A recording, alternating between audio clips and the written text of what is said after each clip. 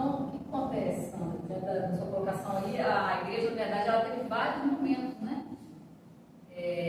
A partir do momento que Trajano entra, a igreja teve assim, um período de leve paz, uma leve paz. Não eram tão perseguidos quanto os outros imperadores, né?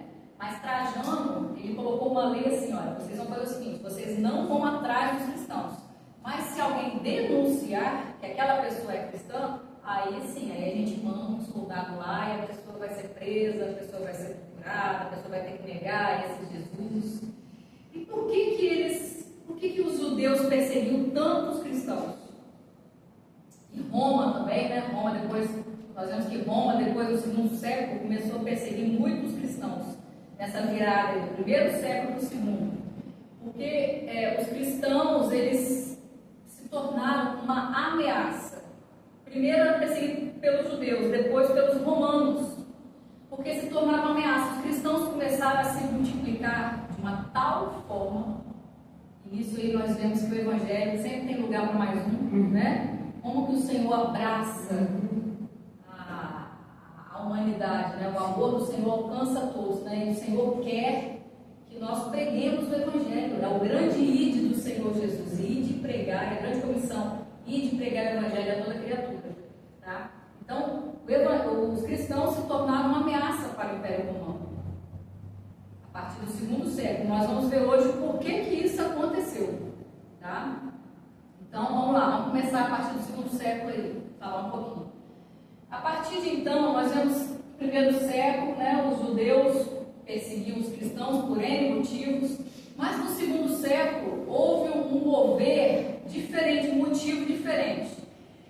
Nós vemos aí que houve alguns boatos, vou colocar aqui, no segundo século foi registrado muitos boatos e falsos ensinos,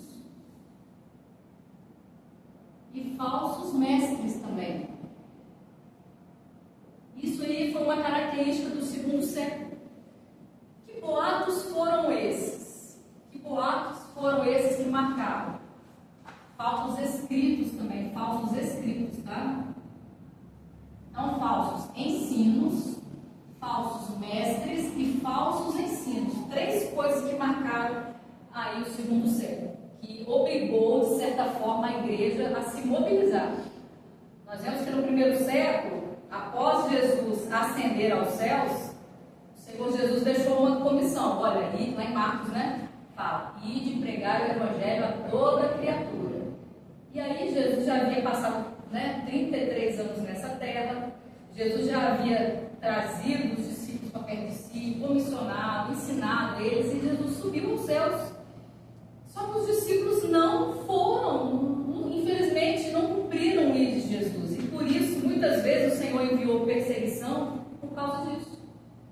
Parece que se repetiu a história, né? No Antigo Testamento, Deus comissiona a nação de Israel para ser a vitrine do mundo. A vitrine que pregaria o amor de Yahvé, né? O Deus Yahvé, o poder de Deus para as nações. Só que Israel não cumpriu, Israel não foi fiel a essa missão. Por muitas vezes eles se afastavam de Deus. E aí no Novo Testamento agora nós vemos o Senhor comissionando a igreja. E é uma pergunta que nós agora, um parênteses que nós fazemos para nós mesmos. A igreja primitiva, ela cumpriu essa missão na marra, porque o Senhor enviou perseguição. E nós estamos aqui hoje fruto dessa igreja primitiva, fruto desses pais que morreram, os pais da igreja, fruto de tantos missionários que nós vamos ver até o final deste módulo, né? Essa semana que vem ou na outra semana, a gente vai ver um pouquinho sobre a história dos avivamentos, que faz parte da história da igreja também. E nós vamos ver como que muitos avivalistas, muitos avivamentos ocorreram na história da igreja, como que muitos missionários saíram da sua terra natal para evangelizar povos tão distantes. Olha o amor que Deus colocou na alma dessas pessoas para poder ganhar outras para o Senhor, para Jesus, né? Então nós vemos assim, que no primeiro século foi marcado pelos judeus, perseguição dos judeus. No segundo século houve muitas heresias, boatos. Que boatos eram esses? A igreja se reunia, é isso? Havia um Deus invisível que eles cultuavam, Deus Todo-Poderoso, E vocês se lembram que eles estavam rodeados pela cultura helênica, romana, povos pagãos, muita idolatria, recheado de ídolos ali, templos idólatras. E aí, de repente, surge um povo que começa a adorar alguém invisível, que se reúne e, de repente, no meio da reunião, só levanta o seu rosto para cima assim para adorar a Deus. Adorando a quem? Um Deus invisível. E aí, as pessoas que ficavam vigiando os cristãos, pessoas que se infiltravam no meio, falavam: olha, esse povo é uma ameaça. Eles não estão cultuando ninguém, eles estão camuflando, eles estão se reunindo, estão crescendo e vai ser uma grande ameaça para o Império Romano. Eles vão tomar o Império Romano. Tá? Vamos lá.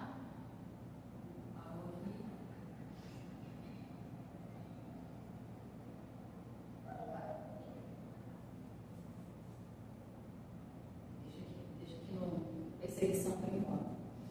Então, isso aí foi uma das calúnias, dos boatos, né, que a igreja primitiva sofreu.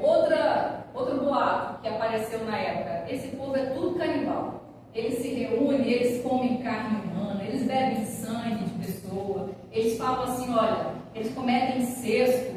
Eles falam assim, ó, comei do meu pão, né, do meu corpo. Este é o meu corpo que é partido. Bebei do meu sangue. Então eles não entendiam a nova aliança, a aliança de Jesus, o sacrifício de Jesus, né, que é o corpo de Jesus estava representado ali na Santa Ceia.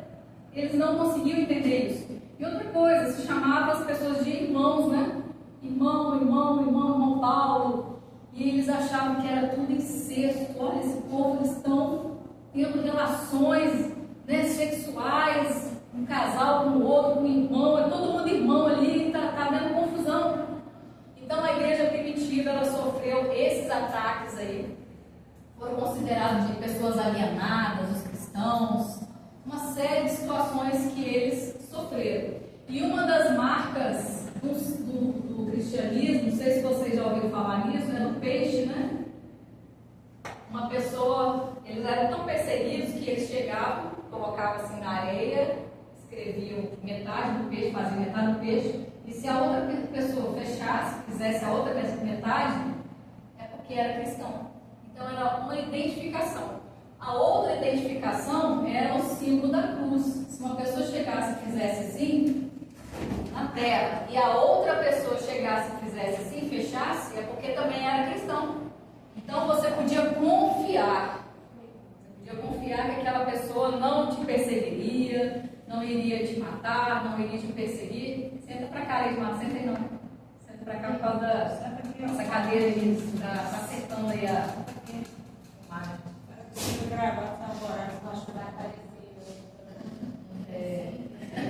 Mas a gente entende que tem muitas pessoas que trabalham e chegam, né?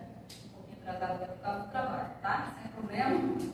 Isso aí já é de praxe, né? Qualquer escola tem isso. Né? Então, até aqui, vocês querem fazer alguma pergunta, algum comentário? Todo mundo entendeu tudo ou ninguém entendeu nada, né?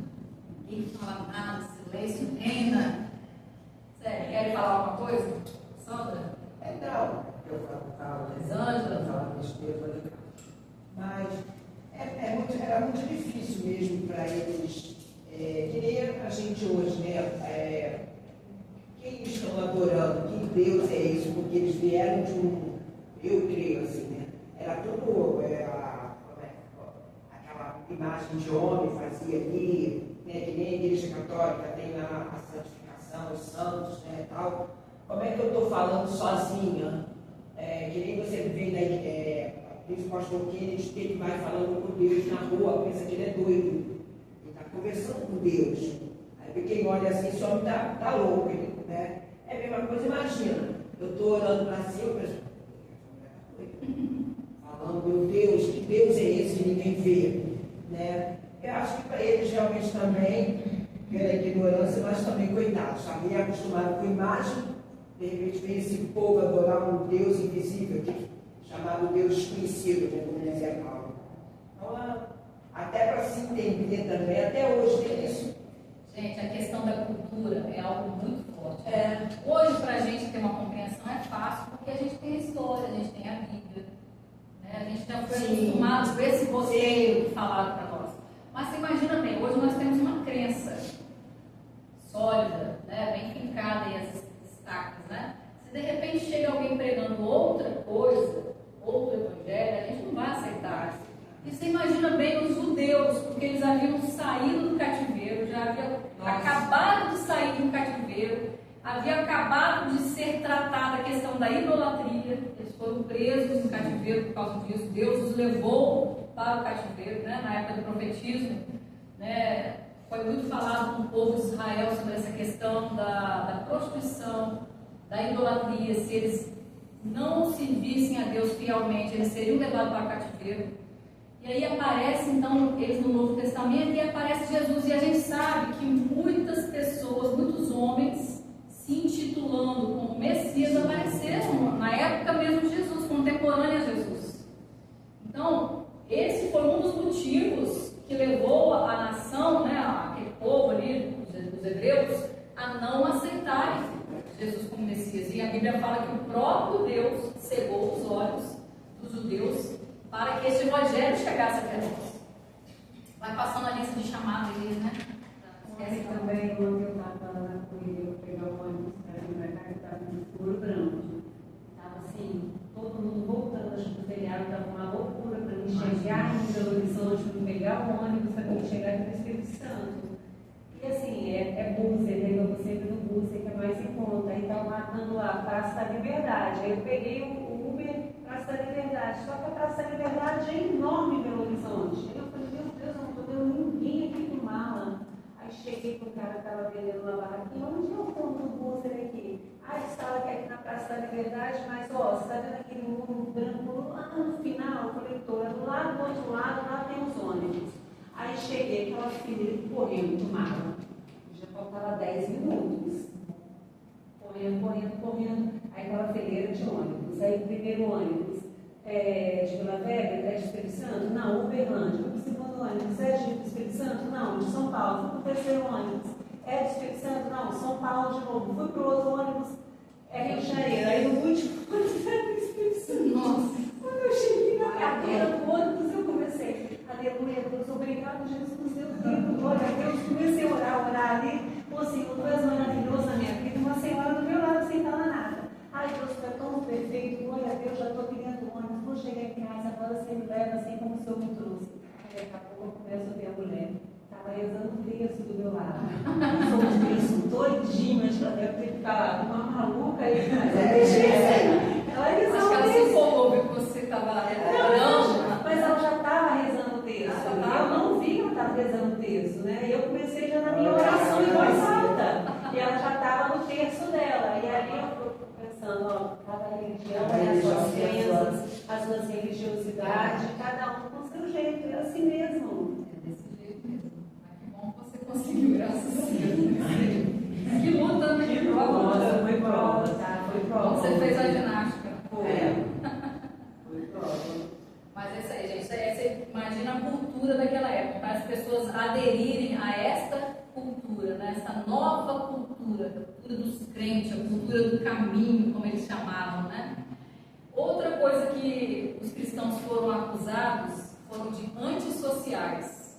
Havia uma prática da igreja primitiva que eles não se misturassem, né, com aquelas festas pagãs.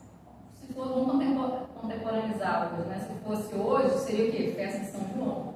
Festa, sei lá, não sei o nome das festas que tem na Igreja Católica, eu nunca fui da Igreja Católica, né? Mas, fala aí, gente. Festa da padroeira. Festa bem.